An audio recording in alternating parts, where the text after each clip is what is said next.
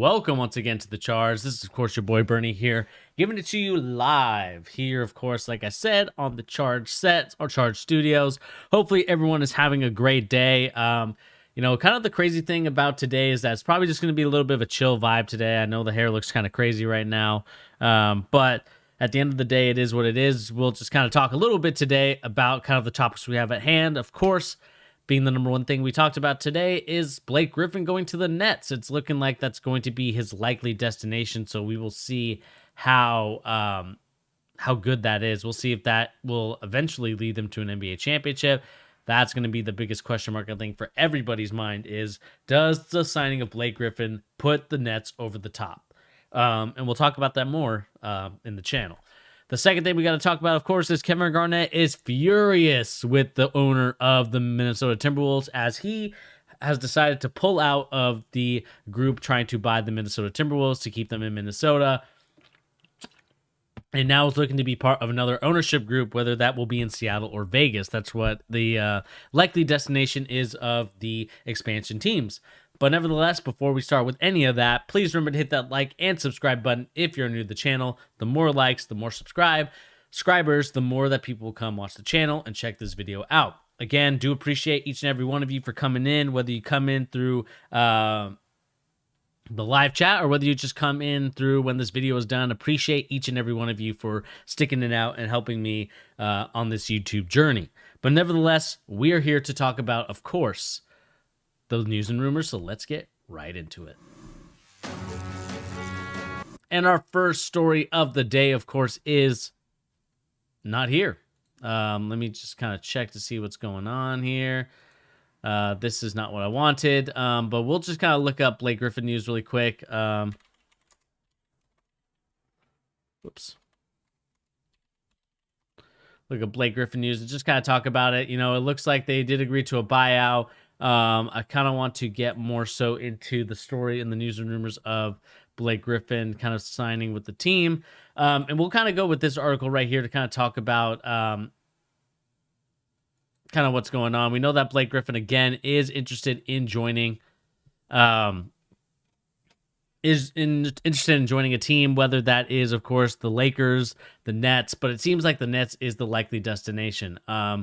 One thing that is going to be interesting about Blake Griffin, and more so than anything else, let me just see if I can find it here to see that Griffin, they did agree to a buyout. I'm not sure if they'll talk about him being maybe on the interest list of the Brooklyn Nets. It looks like here they do have 4 teams. ESPN does report 4 teams are interested in Blake Griffin: Brooklyn Nets, Golden State Warriors, Miami Heat, and the Portland Trail Blazers. Now, my whole thinking and what I've kind of decided to see is that does the addition of Blake Griffin help the Brooklyn Nets in any way? And I think the short answer is no, because we know that Blake Griffin, one, does not play defense. I mean, the fact that you see every team scheme up against Blake Griffin, especially in the first half of the season when he was playing a little bit more before they decided to turn over to the young guns, Blake Griffin was really not doing a good job on defense. He was really struggling. He was, getting turned around by Jason Tatum. I mean, it was looking really bad for Blake Griffin. And I just think the fact that you do sign him to the Brooklyn Nets when you already lose a guy like Jarrett Allen, when you already lose so many of your key defensive players, I know that offense is more their gimmick, but I don't think offensively Blake Griffin doesn't really add much either. Like, I know yesterday I went on a little bit of a tangent about Blake Griffin. Can he be the centerpiece to a team? Or maybe not centerpiece, but can he be a perfect addition to a team? At 31 years old, I just think that the Blake Griffin that we all knew is gone. Like, this isn't the same Blake Griffin when he was like 25, 26. And I just think the constant knee injuries, the constant injuries to him, and just kind of the motivation I feel like is not really there for Blake Griffin. Like, yes, he wants to play basketball. Yes, he loves the game. But in terms of wanting to be the best, wanting to get on top of things, and wanting to basically improve his game, I just think that he was too set on his ways. How you doing, Gabby? He was just too set on his ways of being this sort of, I'm going to dunk it on you, I'm going to be an attacker, I'm going to be aggressive, and didn't really focus on the other things. I think shooting, obviously, he worked on that a little bit later in his career, but I think he just worked on it too late. And I just think his body is also something that, unfortunately, gives up on him quite often more than not. And, like I said, it is unfortunate to see that Blake Griffin at 31 years old basically is moving almost like a 45-year-old man, maybe not even 45, almost like an 80-year-old man with the way that he kind of moves on the court. And, it is disappointing to see that. But at the same time, when it comes to a guy like Blake Griffin, I just think that the frustrating thing I would say again is, what team does he fit on? I think Golden State, maybe, you kind of take over Draymond Green's role. I mean, I'm not sure how that would go. Miami, I know Miami is interested. They're interested in a couple players, actually, Miami. One of them being John Wall, one of them being Kyle Lowry, and now it looks like Blake Griffin is part of that list as well. And I just think that Miami's gimmick is trying to get the old veteran guys to kind of help their team and get them further in a playoff push. So, we'll see what happens. Like, we'll see if the Miami Heat are able to kind of make a trade. And, we know Pat Riley's the Don, so he's going to try and make some moves. He's the one that I actually would love to have as a GM for the Celtics, but I think the Laker connections are probably too tough. But again, I would love to see, I just think that Pat Riley's going to make some big moves during this trade. And, the trade season doesn't end until like March, I believe next week, if I'm not mistaken, like March 12th. But correct me if I'm wrong on the trade deadline. But like I said, Blake Griffin, again, such a disappointment in terms of where he was at this point, 31 years old. You thought he could be like someone that could help your franchise out. I know that the Detroit Pistons, when they traded for him, were expecting this Blake Griffin that they thought they were going to get, like, Clippers Blake Griffin, where he was dunking, pick and roll. He was aggressive. He was on top. Like, he was scoring about 20 something points a game. I mean, if we look at the sort of point difference between what is going on when he was starting and where he's at right now, I mean, it's crazy to think that, a couple made an all-star team in 2018, 2019, 24 points per game, was doing really well. And then all of a sudden he goes to probably one of his career lows and it was his career low at 12.3 points per game so far this season. I mean, it's not looking like Blake Griffin's the same. Even last year, we look at that 15.5, but not even that. I mean, we look at, the field goal percentage, the 3-point percentage. I mean, 24% from the floor last year. I believe he was injured too, so he didn't really play that much anyway. And so again, the injury thing is going to the injury history of Blake Griffin is what's going to be the scariest thing. And I thought about it long and hard last night. I was going off my gut, like, Blake Griffin, he'd be a perfect fit on the Celtics. I remember what the conversation was now. It'd be a perfect fit on the Celtics, but thinking about it, you're not getting the same Blake Griffin that you were even just 3 years ago. I would even take the Blake Griffin that was getting at least 19.8 in his first season in Detroit. But unfortunately, we look at his injury history. Look how many games he's been playing. Like, he has yet to play a full NBA season. Usually around that 60-something mark is where he's playing at. Only played 80 games twice in his career. I believe he only played about 80 games, or, we'll say 75 games, about 4 or 5 times in his career, 4 times. For a long career that he's had for 8 seasons, 12 seasons, 4 or 5 is not a very big number in terms of percentage-wise of your career versus how long you've been playing. And again, like I said, it is frustrating to see that Blake Griffin just can't stay healthy, and we know that now. They're looking to buy him out. Just 2-point percentage has gone down dramatically. I mean, it's gone down to about the 42 percentile. I mean, minutes per game, 31. He's playing about the, 30 minutes a game, kind of his usual, but then you look at the field goal percentage, 36%, 35%. He wasn't always the best, like, efficient shooter, but the fact that you have a guy shooting 36% for your team is not very good. And so I'm not sure why the Nets, unless they're like, we're going to try and win this one for Blake, like, that's the only way I could see this ever working out. And just kind of the situation at hand as it pertains to a guy like Blake Griffin is just, making sure, what Blake Griffin's going to do for your organization. And I just don't think he's going to do anything for the Brooklyn Nets at this point. Again, still probably a couple years away, removed from where he was at, where he was basically on top. I mean, we just think about even there, at the point where he's at the LA Clippers and just kind of doing his thing. It just, I don't know. I just find it hard to believe that there would be a team interested in Blake Griffin's services unless they know that they were going to get a fully committed Blake Griffin. And again, I'm not the biggest advocate or the biggest supporter of Blake Griffin, just due to the fact that I think that there were a lot better players than him. But I mean, at the end of the day, that's not really what we're here to talk about. But with my bias aside, I can see the value in having him maybe for like a Miami Heat or maybe for like a Golden State Warriors. But I don't know if I can see the value in him for a contending team like the Brooklyn Nets, who probably need more defensive pieces than offensive pieces, because offensively they're fine. I think they have plenty of guys that can make their own shots. And I don't think they need to add anybody else. I mean, unless they feel like Blake Griffin's going to give you like limited amount of minutes, maybe 16 a game, and just kind of say, hey, for 16 minutes, I want you to go all out and go hard.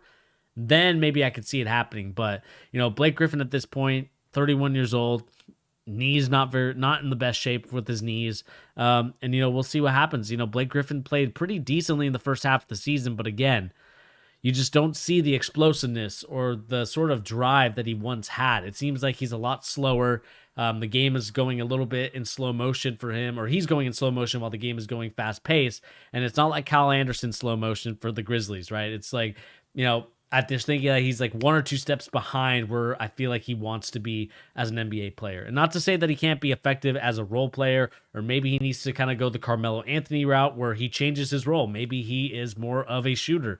Maybe he's more of I can attack every once in a while, or, back my man down. Like, that's probably, at this point, what you're going to see from him. Oh, my goodness. The yawning will just not stop. But at the end of the day, like I said, Blake Griffin, like his character, like what he does, but at the same time, I just don't think that he's going to be a good fit in Brooklyn. And let me know in the comment section down below, what do you guys make of Blake Griffin going to the Nets, with obviously rumors of the Trailblazers, the Golden State Warriors, the Miami Heat. There's so many teams interested in him, but the question for me is he going to be the guy that gets you over the hump? Is he going to be the player that gets you from, we're missing a couple of guys, to this guy is a missing role player to what we need to get to the championship? And like I said, 3-point percentage wise, it's not good. I mean, 31%. He's not even shooting his best, which was 36% or even 40% in his 2014, 2015 years. And it's just crazy to think that both him and Steph Curry are the same age, and they were both drafted in the same draft. And the fact that, Curry's outlasting him is kind of worrying to many people. There were so many people that were hyped up on Blake Griffin, that they were just excited about him. Obviously, he didn't play in this 2009-2010 season due to a knee injury. But he just kind of showed you what he could do, excuse me, as an LA Clipper. And those years, I think they probably had an opportunity to win a championship game, get to the Western Conference Finals and actually go over the hump. But it is what it is at this point. But like I said, let me know in the comment section down below, what do you guys make of the Blake Griffin, the Brooklyn Nets deal? Does it work? Does it not work? What do you guys think is the right move for Blake Griffin? Let me know in the comment section down below. And kind of moving on to our next story here, we got Luke Walton currently not in danger of being fired by the Kings. Of course, we're going to do a couple stories before we kind of end our big story here. The job of Luke Walton as head coach of the Sacramento Kings is not in imminent trouble. Walton is expected to remain the job at least through this season, unless the Kings go to a complete nosedive in the second half. Luke Walton's owed a combined $11.5 million. Again, just to kind of state this, I know that Vlade Divac did sign him. And it's just kind of one of those things that, I'm not saying that he's a bad coach, but I just think that he's more of an assistant coach, a guy that is going to be more on the bench, more giving you the galvanizing kind of, all right, former player, did play well. And I just think that that's kind of more Luke Walton's thing. I just think that, he doesn't have his dad's charisma. I think he's more of a guy that's just kind of bland, a little bit boring, and that's okay. Not every player, not every coach is supposed to be this loving, fun-going person, or even, that outlandish, or even, being able to be communicative with other players, like in a very easy way. And I just think that, the Kings, they need to do a better job of finding out the right coach. I know that the owner right now is kind of looking to see what they can do, because I think this roster, depending on what happens with Marvin Bagley, if Marvin Bagley decides to stay or go, I think this roster is in prime position to actually make a move, actually do something. Because I think what I like about the roster is you have a young De'Aaron Fox, you have Tyrese Halliburton, who is in a tight contention race, I still think, with LaMelo Ball for Rookie of the Year. And then, of course, you got Marvin Bagley, who, I'm not a big fan of, but I can see his offensive talent. I just think that, I think you do give Luke Walton the rest of this year and you give him next season to see what he can do. And if he can't do anything with it, then I just think it is time to go for Luke Walton. And I know that's kind of the opposite approach that I had with a guy like Lloyd Pierce and many of these coaches and the kind of the standard that I say. But I think you could kind of tell from your time at the LA Lakers where he was fired probably prematurely. Maybe not even prematurely. I think it was the right firing. He just doesn't show enough chutzpah, in my opinion, to really get him to the point where I could see him really be an effective coach, a coach that can get your team to the playoffs. Again, was very close to last year with, LeBron James in his first year in LA. But again, at the same time, I'm not convinced and I'm not solely set on Luke Walton as long-term head coach material. I think he can be a decent coach. I think he can be a really good assistant coach. But, it seems like De'Aaron Fox is supportive of Luke Walton. So again, you want to keep your superstars happy, whether that is Marvin Bagley, who I know is probably not happy. Excuse me. Marvin Bagley, who was not happy at all with Luke Walton. De'Aaron Fox is. I just think that might be a little bit of the reason why that is. But, we'll see what happens. And kind of another story that we can talk about before we talk about the final story of the day. And this is, of course, going to be a short stream. I want to make this kind of a shorter stream so anybody can enjoy the weekend, enjoy your thing. So we'll probably go about another 15, 20 minutes. The next story of the day, of course, is Masai Ujiri future plans. If you guys don't know, Masai Ujiri is the general manager or kind of the person that oversees everything for the Toronto Raptors, or currently known as the Miami Raptors, or are they in Miami? I can't remember where they are at, but basically the Florida Raptors. And Masai Ujiri is probably one of the smartest men in the NBA right now. The fact that he was able to construct that Toronto Raptors team that was able to get them a championship. I mean, this dude, I think he breeds winning culture. And I just think that when a guy like Masai Ujiri is on your team or is, building your team, this is the guy that you want to construct your team. Because again, you have your Schlenkies, you have your Danny Ainge and all that other stuff. But I just think that if I'm a team looking to hire somebody, there's no contract extension with the Toronto Raptors as of yet. I don't blame him. I don't want to pay those taxes in Toronto. I think there would be a team interested in his services. It looks like the Washington Wizards are trying to pursue him. But I do think that Masai Ujiri is untouchable at this point. I think unless Masai Ujiri wants to move on to a new chapter in his life, wants to move on to a new team, I think that the Toronto Raptors would be foolish to get rid of him. I think him and Nick Nurse, as much as I don't like the Toronto Raptors, I can still respect those two players, but the two people in the front office that are able to just kind of create the team that they did. And I think Nick Nurse and Masai Ujiri are a package deal, in my opinion. You have to keep both of them if you're the Toronto Raptors, because your team was basically mediocrity until you won that championship over the Golden State Warriors. And again, that championship, I'm not saying I don't count it, but it's kind of one of those that are like unforgettable. Like, just because, you had a lot of injuries to the Golden State Warriors team. And it's not as memorable as like the 2016 Cavaliers where they were, down 3-1 and they were able to come back, and like I said, I'm not trying to discredit or diss even the Toronto Raptors, but I do think that Masai Ujiri is looking for a new chapter in his life. Again, this is of course coming from True Hoop. Opposing executives are watching at the trade deadline as a sign of Ujiri's future, writes Houseborough. If he's sticking around for the long haul, the guess would be that he would make big trades and make the team younger. And I just think that, when it comes to Masai Ujiri, I think that teams do need to make moves and make pushes for him. If I'm the Boston Celtics, I'm kicking Danny Ainge right out the door and I'm bringing this man in. This man breeds culture. He breeds winning. And I just don't understand why maybe the Toronto Raptors are like, hey, we gave you a contract extension. We're giving you a lot of money. But Masai Ujiri is like, you know what? I'm looking for a new chapter. And I don't blame him. Like I said, he's done his time in Toronto. I think that he's looking for that next step in his life. And I think that step is to create another championship winning team. I'm not sure how old Masai Ujiri is, but in the picture, he looks young. He looks like he's in his 40s, maybe in his like late 30s. probably in his 40s or 50s, to be honest with you, but he looks like a young guy, and I think that he still has that energy and that tenacity to actually get things done, to actually want to build a championship team, unlike the GM that we currently have in Boston.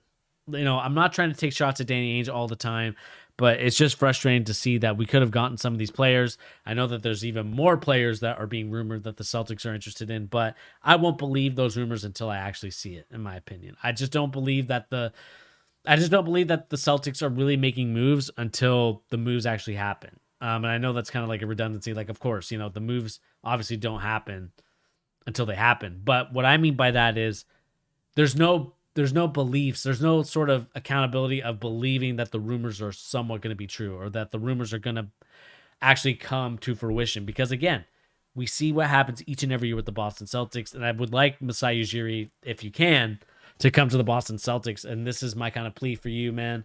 I think that you can make Jason Tatum and Jaylen Brown a winning team, and I just think that we need your guidance to get to that point and to get to that spot. Danny Ainge had his run. He had his 2008 championship, and I'll give it to him.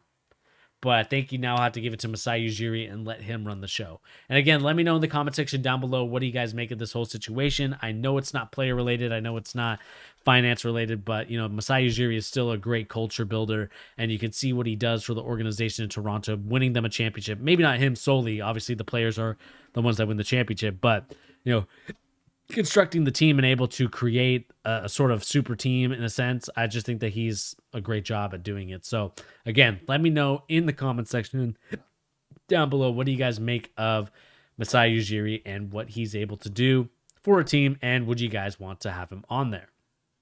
Now, again, 1 second, everybody, just got to check something really quick, just making sure that the stream is live and healthy. That's going to be kind of my thing really quick.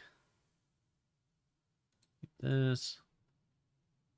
All right, looks like we are set. And anyway, let us look at really quick kind of the next story of the day. And then that next story is, of course, going to be let me see here. I kind of wanted to talk about this story, but maybe I'll save it for another time.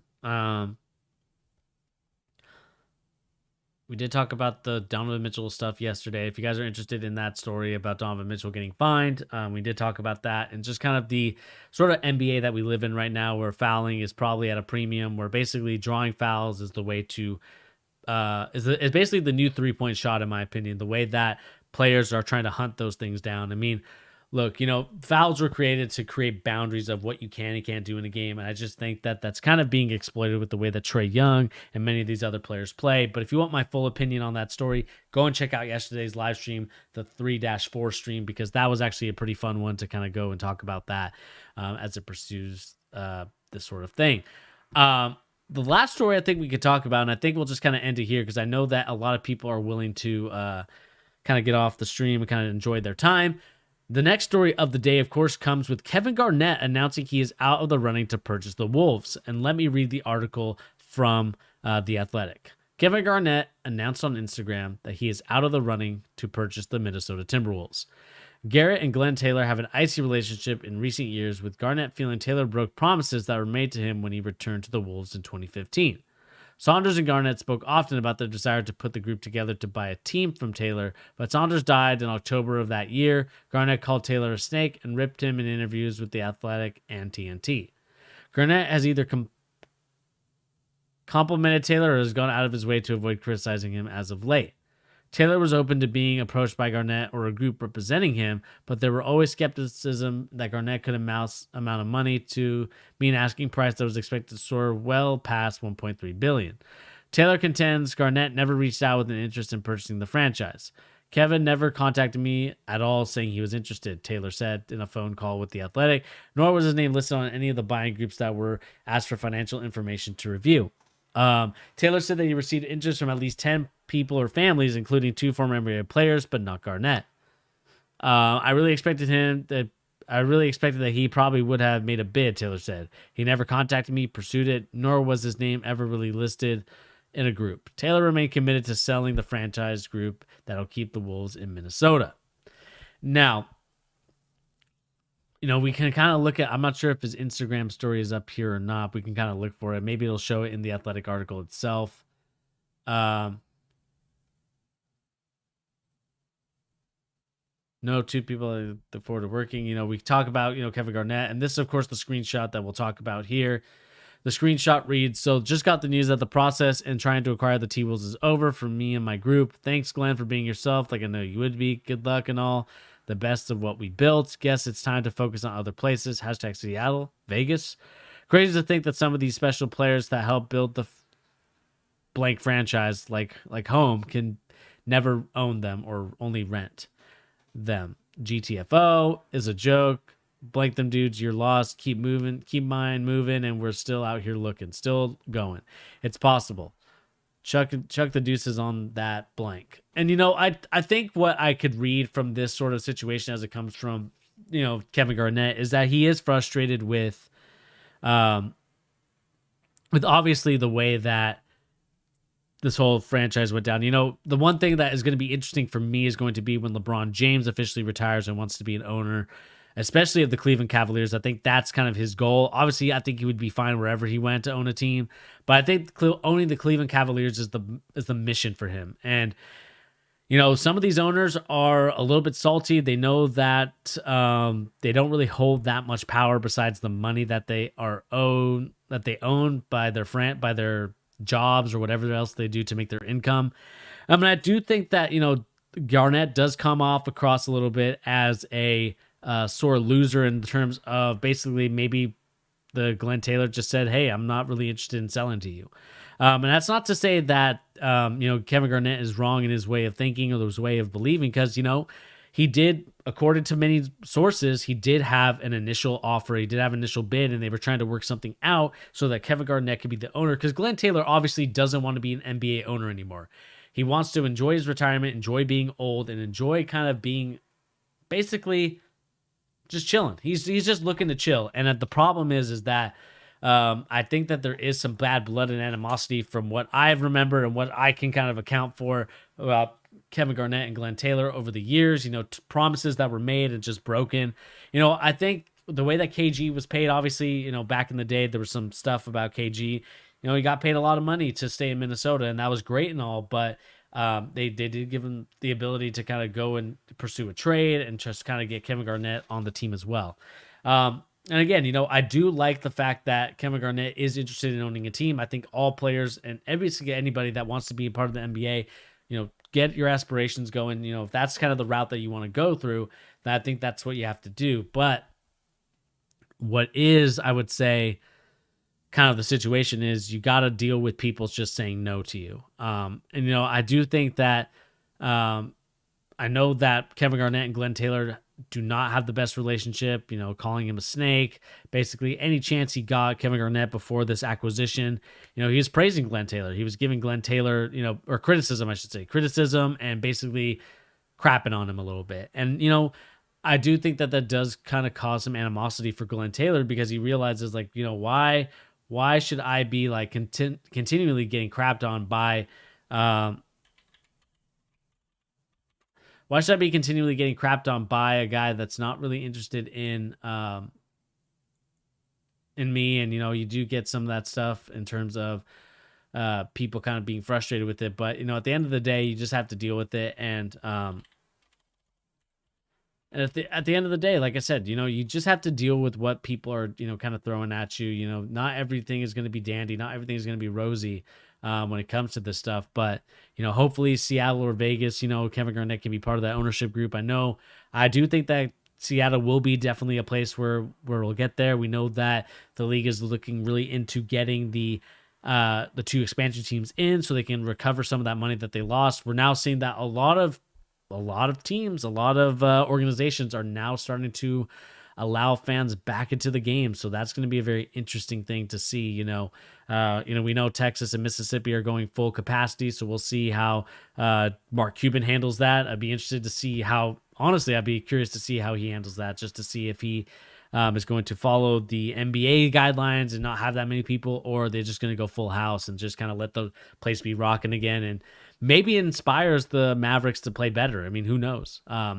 maybe even the Houston Rockets, maybe they do the same thing as well. The Houston Rockets aren't really doing anything this season.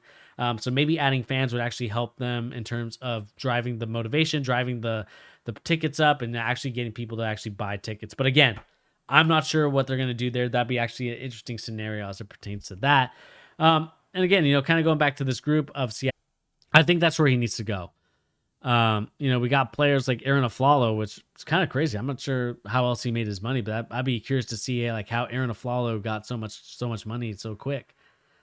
And again, I just think that Kevin Garnett, I think he wants to be a Timberwolves, a Minnesota guy for life, because that is where he basically spent his whole career. He's a loyalist. He wants to, remain in franchise lore for the Timberwolves. Other than Kevin Garnett, these last couple of years has been kind of disappointing. And I know that, Karl Anthony Towns, I know he's been dealing with a lot of stuff, but in terms of basketball play, I just haven't been that impressed with him. And I just kind of want to get a better situation, a better understanding of, what his line of thinking is. And I just think that Glenn Taylor, again, it's just one of those things where basically you have two exes mad at each other for whatever reason. And it's just get worse. And the kids, AKA the fans, just kind of get shafted in this, because I'm sure the fans would love to see it. I'm sure the fans would love to see a situation where, they can enjoy Kevin Garnett being the owner. He knows that he's a player. He's a former player. I know that, he's probably one of the reasons why, or is the reason why we won that championship in 2008 for the Boston Celtics. And again, I want to see, Kevin Garnett get into a situation where he's able to enjoy basketball, enjoy being part of the basketball world without being an NBA player anymore. Like being an owner, because I don't, maybe he wants to be a coach. I'm not sure, but I think that him being an owner is probably for the best. And we'll see what happens. We'll see if a team is going to allow that to happen. Again, let me know in the comment section down below. What do you guys make of this whole saga as it pertains to Kevin Garnett and, of course, Glenn Taylor of the Minnesota Timberwolves? And we kind of look here. There's not really that much stories. Not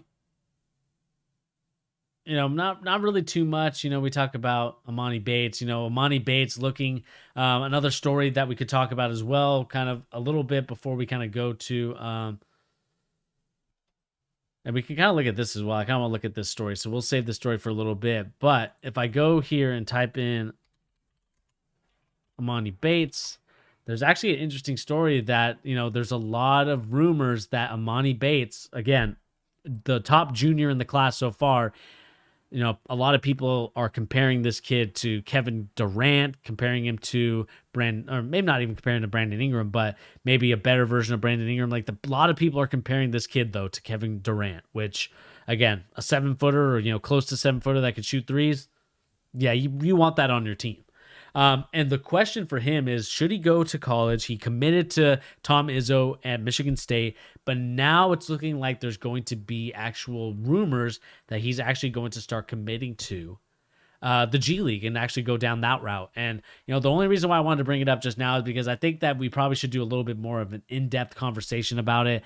When it comes to a guy like Amani Bates, again, same thing with Chet Holmgren, same thing with Paulo, same thing with a lot of these recruits from ESPN. I mean, we look at the basketball recruiting rankings for him, Jalen Duren, Amari Bailey, Amani Bates, and then we even go back to the 2021 class, which of course this one, Jaden Hardy again, probably looking like he's going to go to the G League. Patrick Baldwin Jr.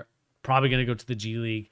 And a lot of these kids are looking to get to that point where they're going to, I think that the G League is probably going to be a more viable option for a lot of these basically top 10 recruits. I would say maybe the top 25 kids would probably go play G League because there's only so much limited spots, but I could see a lot of them maybe going with, I think maybe the lower end, recruiting kids will probably go play college, but I think you're going to see a little bit of a different scenario as it pertains to what's going on for the ESPN Top 100. But let's move on to kind of the top story, or, maybe not the top story, but one of the interesting stories is, of course, this NBA Top Shot is no joke. On Top Shot, I bought a Bismack Biyombo moment for $69. It's not even a screaming or dunk or vicious block. It's a clip of a lumbering Hornets big man making a very conventional layup.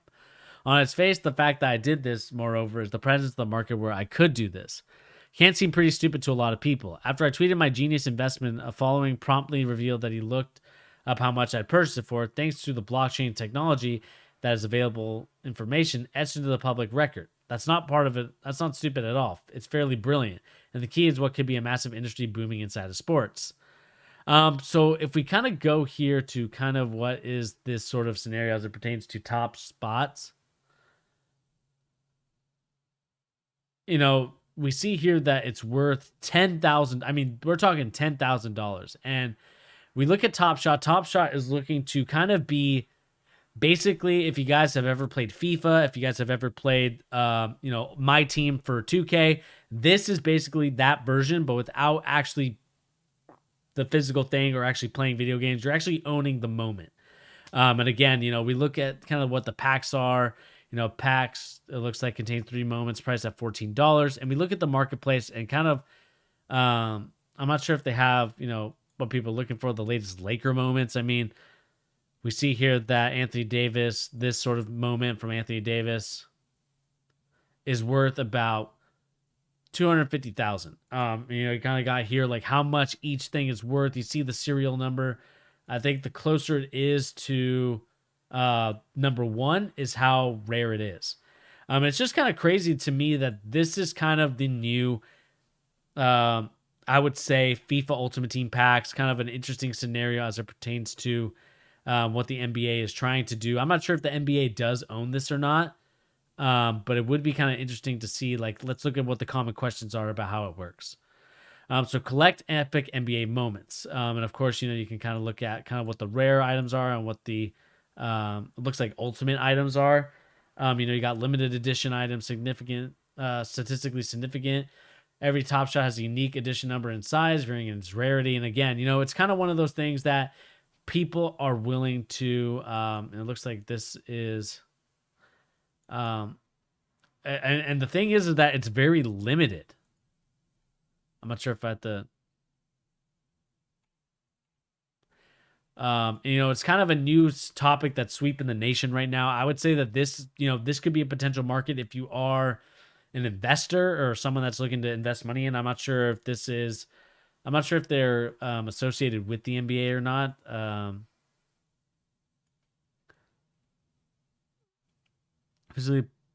Officially licensed product of the NBA. Like the NBA basically has given its blessings for these moments, and it's kind of interesting to see. I'm not sure if the NBA is the one that kind of started this or what's going on. But you kind of look at the moments, like let me look at my Boston Celtics and look at what they have as kind of their top leaderboard. It looks like it's kind of a collection of kind of looking at what this guy has for his collection. His recent showcase. I mean, we can look at some of these videos. I mean, I can look at here. This guy has a Tony Parker, basically up and under for about, I'm not even sure how much these cards are worth. Again, you got a Kevin Durant coming off here, shooting the shot. Number 13 of 25, a Darren Williams, it looks like, to Kevin Garnett, to a dunk. I mean, this is, we got these like crazy moments. I mean, this is probably one of those things where it's like, how are these cards, or how is any of this worth so much money? It's one of those like Robert Sacre to Steve Nash, passing it to, I don't even know who number 20 is, to be honest with you. And again, you got Dirk Nowitzki kind of going at Carmelo Anthony when he was in New York, and again, makes the shot. I mean, there are so many scenarios and situations. We look at Tony Parker again, crossover. And again, that's kind of like the same sort of thing that we got here. Let me see if I can just exit. And again, you kind of look at the moments for sale. Like, look at this. A DeMar DeRozan hologram, 18 out of 15. This is basically worth $24,000. I mean, we got to talk about like how many there are. You talk about the player scorebook. Like, this is basically going to be the future of trading cards. But I just think that what I have a tough time kind of believing in is, and I know that this is basically kind of like Bitcoin in a way where, these are sort of, and this is kind of the interesting thing too. I mean, we can look at Bitcoin and, trading cards in general as the same thing, right? You have like a rare, like for example, for Pokemon, the rare Charizard is always the one that gets the most money. It's the worth, probably, I mean, maybe I'm wrong on that, but it's one of the rarest cards and it's worth a lot of money.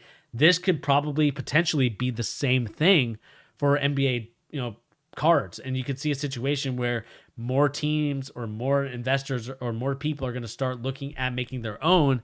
We just kind of see here kind of what these moments are. Again, you look at DeLon Wright, another one.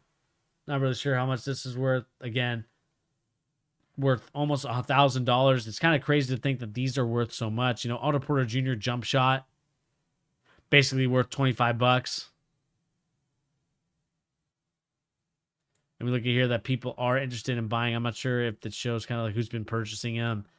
It looks like this guy owned it for 15, and you can kind of see the recent sale of it. I mean, let's look at the card. Let's look at the most expensive card he has, the DeMar DeRozan. It looks like he, first edition owner of it too. I mean, that's got to be something. I want to see if he like owns like, JaMychal Green. I'm not sure if he bought this or not.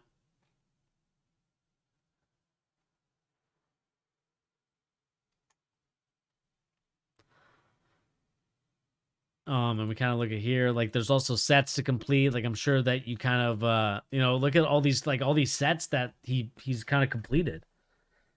You got kind of the common Anthony Davis. Like, I mean, I want to know if you can actually sell these, or is this just kind of a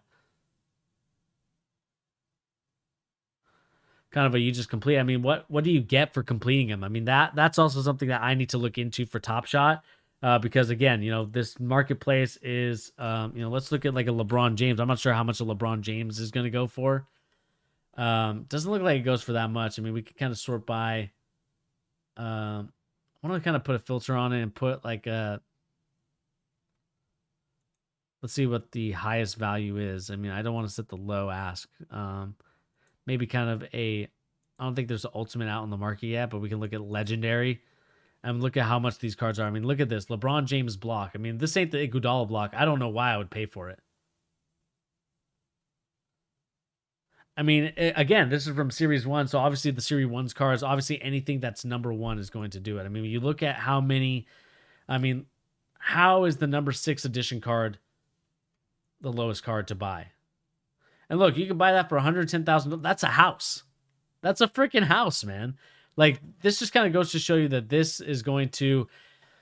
They need to make it affordable for people like me or for people like that are maybe could be interested in this type of market, but at a price that's reasonable. Obviously, LeBron James, the legendary card, obviously going to be worth a lot more than just like a regular. Like I was going to say, if LeBron didn't win that, I'm not sure like why I would even pay for that. I mean, look at this one. LeBron James dunk worth $213,000. Again, I think I even remember this moment. Like, it's like from this season too. I mean, it's crazy to think that these cards are worth so much and that you could actually, try and pay for this. I mean, again, not my cup of tea, but look, if you're interested in this, I think this is kind of a thing that you should look at. Like, what is Top Shot? So, the top superstar, the elite rookies, the role players that made your favorite team tick. The players can't get enough of the NBA Top Shot. Lets you build a collection of featuring all players that you have. Collecting the moments from this year recognizes the NBA stars, building a collection moments from players you think will be rising stars next season. Signature moves, game-winning shots, jaw-dropping moments, unbelievable jump out of your seat plays. When you build your NBA Top Shot collection, you get to own a show off the highlights to that matter. And again, you look at player stats, descriptions, they talk about that. From common tier moments that let you collect all your favorite plays to legendary and ultimate tier collectibles, which let you stake your claim as the fan with maximum cred. NBA Top Shot has 4 collectible tier suits for your fandom. Obviously, like I said, you have your common, your rare, your legendary, your ultimate, and then, of course, you have Genesis. I don't know, Platinum Ice. I mean, there's so many tiers, like Platinum Ice, Genesis. Each limited edition collectible is marked with the creation with the unique serial number, with guaranteed scarcity and protected ownership guaranteed by the blockchain. When you own 23 of 49 legendary LeBron James dunk, you're the only person in the world who does, unless you choose to trade or sell that moment to another collector. NBA Top Shots is officially licensed collectible of the NBA and the NBA PA, with history of each moment verified forever on chain. And look at this: how to score moments. You buy a pack. You buy a rare pack, you buy a legendary pack for $1,000. That's a little ridiculous in my opinion. You kind of look at here for sale at here and for sale here, and you kind of look at the profits as it pertains to what it is in March. And again, what to do with it.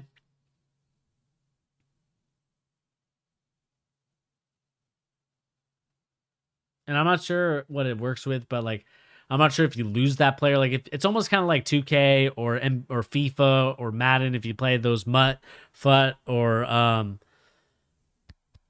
My Team modes. Like, you basically put like your cards in those collection sets, and then when you do finish those collection sets, then basically you become I'm trying to think of what the right word is.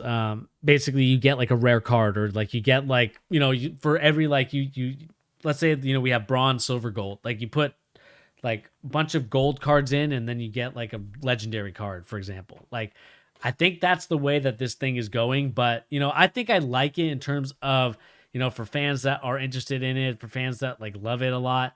And again, you can talk to other people. You can see who's bought it, who hasn't bought it. I kind of want to see what the most transactions card is. I mean, let's go back to this one and see if anybody really owns it. Again, you look at it, basically this person in October 21 was the original owner of the 43 one, and then he sold it. It kind of goes through a blockchain of people who have bought it and sold it, basically, of the buyer. I mean, this is kind of crazy. I mean, what is this? And, I don't want to expose anybody's information here, but maybe I am doing it by looking at this. But basically it kind of just shows you the chain and the transaction of how it works. So, at the end of the day, this is very interesting. I think this is the NBA's way of getting into Bitcoin, or sort of like a Bitcoin market, right? Where basically the value of whatever you have just goes up. I mean, we see here that the lowest ask price is almost $200,000 for basically a rookie card, or like a card, basically a moments card, like LeBron James dunk. Like, this would be like if the card was able to play on it and then you're able to own it. Like, I just think that that's what that is. I mean, obviously the blockchain and making it more like Bitcoin, making it more like these cryptocurrencies, I think that's what it's going for. But imagine like, yeah, I'm going to buy my house with this LeBron James dunk card. Like, that's crazy to think about, but it's looking like that's kind of the future of the way the NBA goes. I could see the NFL doing this. The MLB would be a little too slow for this, but I could see the MLB doing this as well. I mean, this is an interesting concept. I like it. Again, I'm not the biggest like card collector. Like, I used to have my Yu-Gi-Oh, my Pokemon cards, and all these other type of cards, but this would be an interesting concept if you guys are interested. Again, we look at the LeBron James dunk over and over again, but let me know in the comment section down below. What do you guys make of the story? Do you guys like the idea of this dunk card? Do you not like it? Like I said, let me know in the comment section down below. What do you guys make of this story right here? But anyway, guys, that is going to do it here for The Charge. Thank you once again for joining me here on The Charge, giving you the latest NBA news and rumors, and also basketball opinions. Appreciate you guys for joining me here on The Charge, joining me to talk about NBA news and rumors. Again, we talked about Kevin Garnett. We talked about Blake Griffin potentially going to the Nets. And then, of course, we talked about this Top Shot, basically the next big cryptocurrency, NBA hybrid model, whatever you want to call it. But it is a very interesting concept. Let me know in the comment section down below. What do you guys make of it? And with that, guys, please remember to hit that like button. Please remember to hit that subscribe button. The more likes, the more subscribes, the more that people are going to want to watch us and communicate with us each and every time we are talking here on the channel. Anyway, guys, like I said, my name is Bernie. Thank you once again for joining, and we'll catch you on the next video. Peace.